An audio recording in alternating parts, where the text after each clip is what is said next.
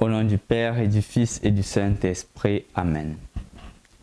Évangile de Jésus-Christ selon Saint Luc, chapitre 6, des versets 36 à 38. Jésus disait à la foule, « Soyez miséricordieux comme votre Père est miséricordieux. Ne jugez pas, et vous ne serez pas jugés. Ne condamnez pas, et vous ne serez pas condamnés. Pardonnez, et vous serez pardonnés. Donnez, et vous recevrez.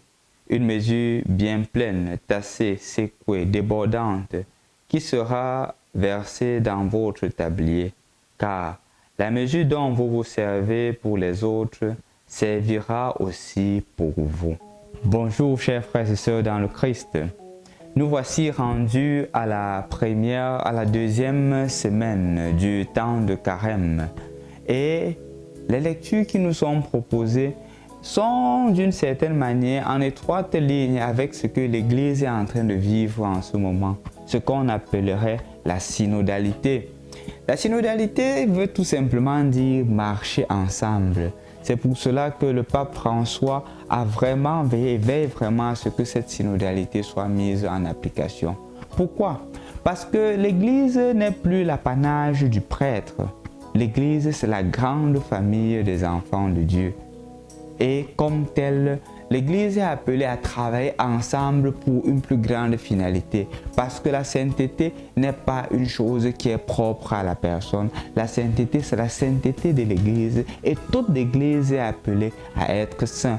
Comme nous l'avons écouté toute la semaine passée. Parce que le Seigneur nous a invités à la sainteté. Et de ce fait, chers frères et sœurs dans le Christ, ce cheminement vers la sainteté n'est pas une sainteté personnelle, comme je l'ai dit, mais c'est une sainteté vécue ensemble, qui passe justement à travers le regard que j'ai sur mon frère et sur ma sœur.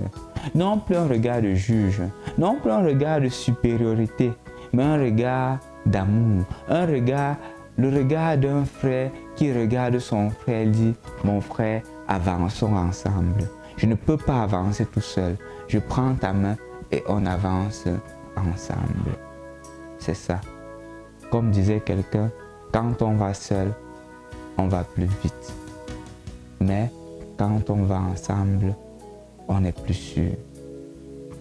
Le signe à travers lequel nous pouvons avancer ensemble, c'est la miséricorde. C'est la miséricorde que j'exerce à l'égard de mon frère.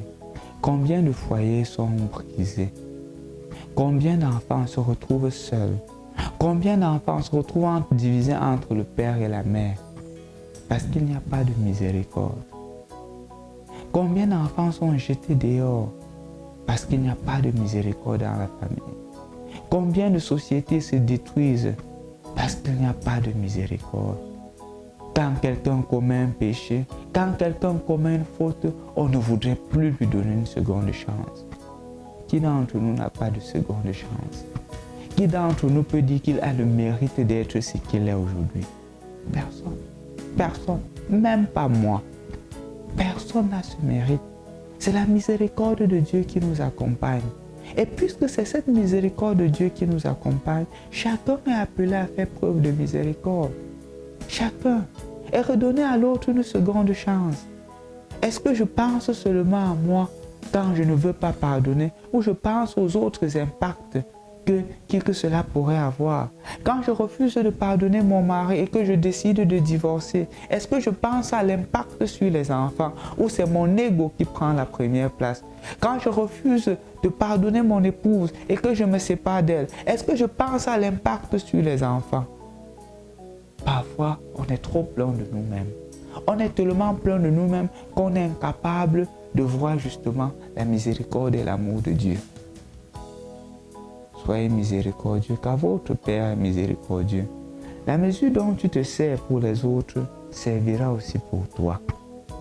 Ce n'est pas une menace, c'est un appel à la prise de conscience. Prise de conscience de combien Dieu t'aime et prise de conscience de combien tu dois aimer.